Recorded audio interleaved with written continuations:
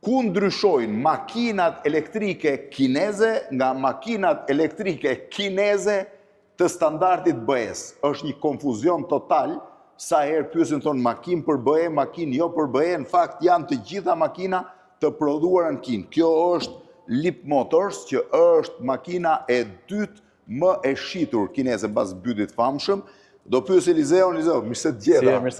Për ta sqaruar se është komplet kaos. Makinë për BE, makinë jashtë BE. Makina është njësoj më pari më bëja. Makina është njësoj, vetëm ndryshojnë standardet edhe pjesa multimedjes edhe ADAS-i, pra asistenca drejtimit makinës. Do të thënë, kush janë pikat që ndryshon, po themi, një makinë, kjo që është për BE dhe ajo është makinë që mund përdoret për në Kinë brenda. Makinat janë njësoj, nuk kanë asnjë ndryshim në sistemin e tyre, apo jo? Jo, është drejt. Ndryshon tek makinat që janë standardit evropian, Google Mapi, Voice Commandat, ADAS-i, pa asistenca drejtimit është... E që janë ekstra të vogla, po që nuk kanë lidhje me strukturën e ndërtimit makinës. Fare, as me mënyrën. Pra kush janë të treja, mi përmend që ndryshimet Po flasim për pjesën e multimedjes, që është Google Mapi, CarPlay, Voice Commandi që i kanë anglisht gjitha. Po, është thjesht gjua, po edhe kinezët mund t'i kthesh në anglisht apo jo? Po, mund t'ja bësh, po edhe ato. Mund t'ja bësh. Por këto prodhohen në anglisht që momentin e parë që këto prodhohen direkt nga fabrika në anglisht. Pra nëse makina kineze prodhohet në kinez që dhe pastaj duhet t'ja kthesh në anglisht, këto prodhohen direkt anglisht. Jo, edhe makina kineze ka gjuhën në anglisht. Po pra e ka, kurse këto prodhohen direkt anglisht sepse vijnë për tregun evropian. Po e dyta? Pra sistemi multimedias, po themi që është gjuhën angleze. Asistenca drejtimit. Prodhohet gjuhën angleze, po? Është asistenca drejtimit, pra kur makina është në autopilot, Europa ka ligje shumë strikte, edhe kjo është ndryshim nga Kina me Europën. Për punën e linjave, të street line. Që ti ndjeki linjat vetë makina. Po, unë atë ja kam që aktivizuar se të torturon, fillon të bëm pip, edhe një gjë e rëndësishme është dhe porta karikimit, që është për të përmendur. Porta karikimit ndryshon, pse? Kina ka portën tjetër, Europa ka portë tjetër. Pra është GBT për aziatike dhe CCS2 është standardi europian. Që për momentin kinezëve ju përdoret me adapter. Me adapter. Me këtë makinë që jemi duke folur sot, nuk e kemi këtë problem, edhe kjo makinë më të shkojë në Europë. Kush i certifikon makinat e BE-s? Për këtë që po flasim, kjo certifikohet në Luksemburg. Në Luksemburg? Prodhohen në Kinë dhe certifikimin e fundit bëhet në Luksemburg.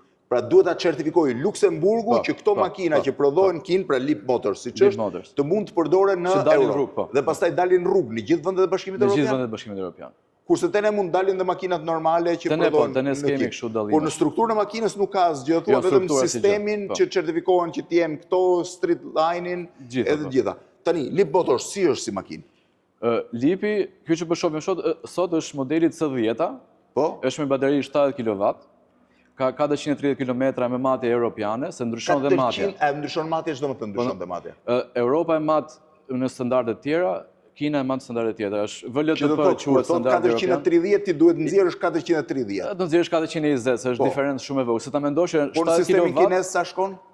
Është 530 sistemin kinez. 530 dhe shkon pak a shumë. Shkon avërsisht te 420 dhe 400. Ja afrohet shumë realisht që i kanë mënyrat e matjes çik ndryshme. Dhe përveç kësaj sa e ka autonominë 420, kjo i nxjerr 435 e ka me letra me standardin europian. Ka bateri 70 kW, është me 214 kuaj, se janë për të përmendur gjitha. Dhe është makinë goxha e bollshme. Dhe shohim dhe bashkë. Ta shohim brenda, shohim këtë se mu duket. Edhe çmimin, se këtë ka raport çmim cilësi, kjo fillon nga 22.000 euro. 22.000 euro e re. 22.000 euro e re. 22.000 euro. Me qese. Është SUV, është shumë komode në rrugë dhe ka një hapësirë super të bollshme brenda. Është makinë që përdoret kryesisht në qytet apo dhe jashtë qytetit? Kjo mund të përdorosh në çdo terren.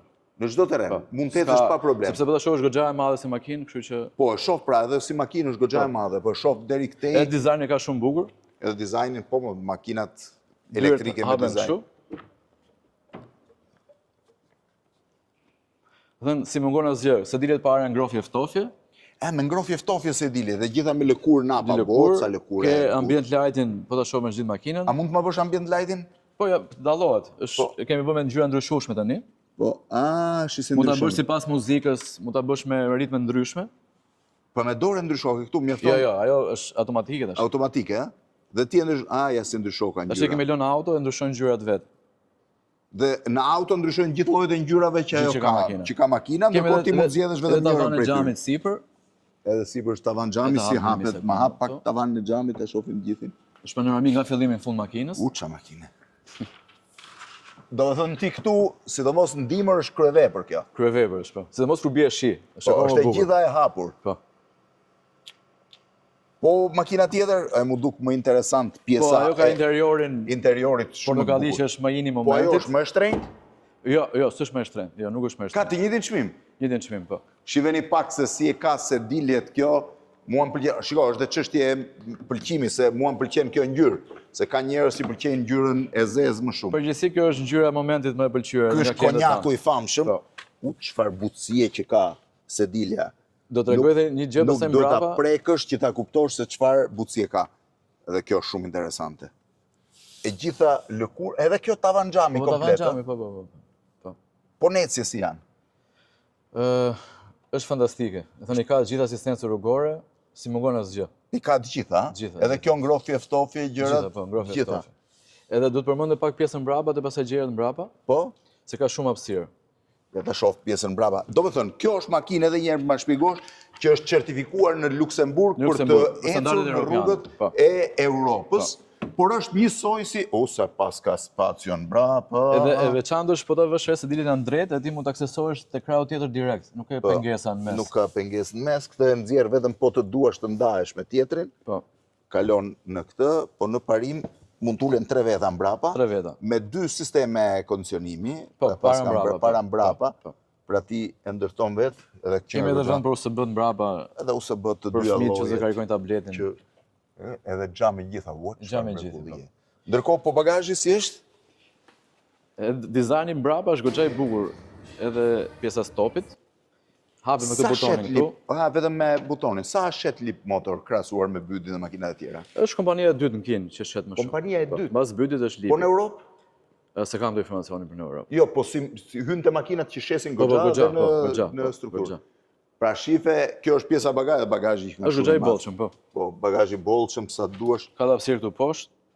Pas ka dhe pjesën e poshtme. Mos harroj që kemi edhe bagazh para. Ka dhe para, hajtë ma hapë Edhe dhe para qik ka bagazhin bagazh. para, se shumë interesant. Do më thënë, kjo makinë është vetëm 22.000 euro? 22.000 Me 0 euro kilometra. Me 0 kilometra në qesë. Dhe sa kohë ka garanci? 3 vite ose 120.000 kilometra.